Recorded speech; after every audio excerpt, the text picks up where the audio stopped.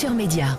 Et on commence ce journal des médias avec Canal+, qui pour la première fois de son histoire va faire rien, ou plutôt quelque chose que la chaîne n'a encore jamais fait. Dans 10 jours, voilà ce que vous n'entendrez pas une seule fois sur Canal+.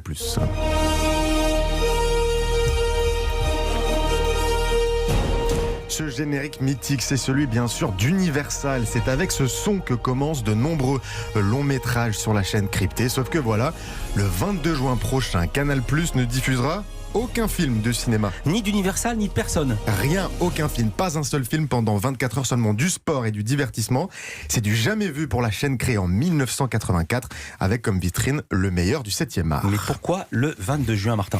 Parce que dans 10 jours, ça y est, les cinémas vont enfin rouvrir partout en France. Ça y est, tout un symbole donc pour Maxime Saada, président du directoire de Canal. Voilà ce qu'il dit dans Le Point.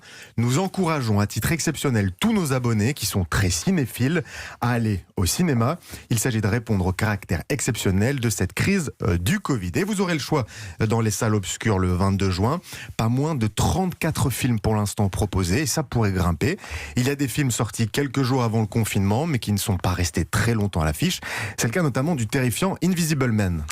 Je disais que je pouvais toujours m'enfuir dès qu'il me retrouverait et qu'il s'approcherait de moi et que je le verrais même pas. Des nouveautés aussi qui attendent depuis des semaines de sortir, comme la comédie La Bonne Épouse avec Juliette Binoche. La bonne épouse est avant tout la compagne de son mari, ce qui suppose oubli de soi et bonne humeur.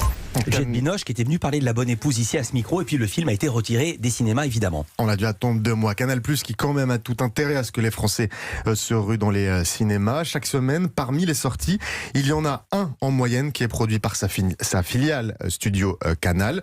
La chaîne a même tout fait pour que les films qu'elle a produits avant le confinement ne filent pas en catimini sur des plateformes, mais attendent d'être projetés comme il se doit sur grand écran. On continue ce journal des médias avec des nouvelles moins drôles. Le Sénat qui regrette que le gouvernement ne soutienne pas ou si peu l'audiovisuel en cette période de crise. Le secteur de l'audiovisuel pèse autant que celui de l'automobile, sauf que l'audiovisuel n'a rien obtenu. Voilà le constat très très amer des sénateurs qui ont proposé 10 mesures choc pour soutenir les médias. D'abord, aider le service public, alors qu'on vient tout juste d'apprendre que les pertes de France Télé pourraient cette année monter à 50 millions d'euros. Mais aider c'est bien beau, mais aider comment ? Avec d'abord une redevance payée par beaucoup plus de Français, avec aussi plus aucune publicité du tout sur les chaînes publiques dès 2025 et un espoir que les annonceurs se reportent sur les chaînes privées et leur apportent une bouffée d'air.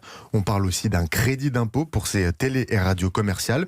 Enfin, les sénateurs proposent de regrouper BFM TV, CNews, LCI et France Info dans un même bloc, du canal 14 au canal 17 par exemple. Cela les mettrait encore plus en valeur, disent les sénateurs, ces chaînes qui ont été très suivies pendant le confinement. Mais on sait que BFM TV a toujours dit non, a toujours dit hors de question, de peur de perdre son avantage, être avant ses concurrentes quand on zappe. Et puis lundi, nous recevrons à ce sujet le sénateur André Gattolin, signataire de cet appel et très très remonté. Après les difficultés de l'audiovisuel, on va passer à la presse écrite. Le quotidien Le Monde lance à son tour une grande campagne de soutien. Partout sur les réseaux sociaux avec ce slogan « Au Monde, on est toujours prêt à se battre pour notre indépendance. Rejoignez nos 400 000 abonnés. » Et il y a urgence au Monde. Voilà les mots des dirigeants du quotidien, je cite, « Nous ne voyons aucune reprise pour l'instant ». Alors pour convaincre les lecteurs de s'abonner, Jérôme Fenoglio, directeur du Monde, a un argument.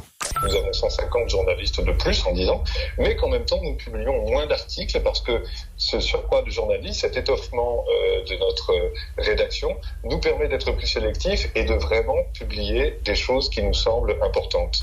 25% d'articles en moins, mais la qualité en plus donc. Le Monde aussi qui attend un prêt garanti par l'État de 17 millions d'euros pour tenter de renflouer une partie des caisses avec un trou d'air quand même de 30 millions d'euros. Et Jérôme Fenoglio, toujours directeur du Monde, se veut pourtant optimiste pour l'avenir. C'est assez rare en ces temps pour un patron de presse. Notre modèle de journalisme, le journalisme qu'on fait, est en train de s'imposer. Il crée de la valeur. Il est aussi aujourd'hui le moteur principal du développement de notre journal. Donc le présent est un peu compliqué, mais l'avenir, pour moi, est très solide et il s'annonce plutôt positif pour nous. L'an passé, le journal était l'un des seuls bénéficiaires en France avec un résultat net de 2 600 000 €. On reste dans le monde de la presse écrite avec le groupe Figaro qui fête un anniversaire. Bon anniversaire au Figaro. Madame qui fête ses 40 ans avec un numéro collector en vente pendant un mois.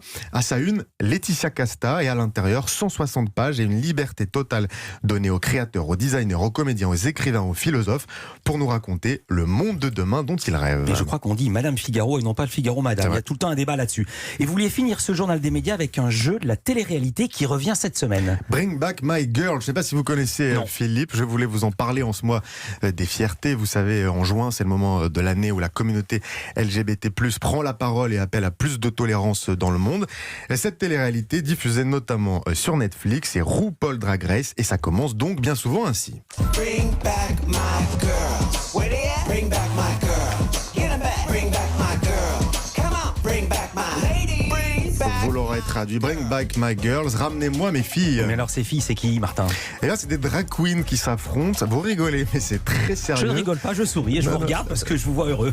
C'est très très sérieux. Pendant des semaines, elles s'affrontent pour savoir qui est la meilleure. Rien n'est laissé au hasard. Tenue hyper sophistiquée, maquillage professionnel, coiffure ultra travaillée, et forcément il y a des rivalités entre les participantes. Pour distribuer les bons et les mauvais points ou pour assister à leurs performances, des guest stars, et pas des moindres, Lady Gaga, Nicki Minaj ou encore Christine and the Queens. Non, c'est du casting, ça. C'est dire si le show est populaire. Cette semaine, c'est le lancement dans le monde entier d'une version avec d'anciennes candidates qui ont marqué le programme. Une épreuve, écoutez bien, peut coûter l'élimination pure et simple.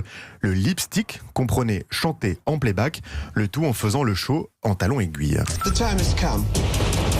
Reach a lip sync for your legacy.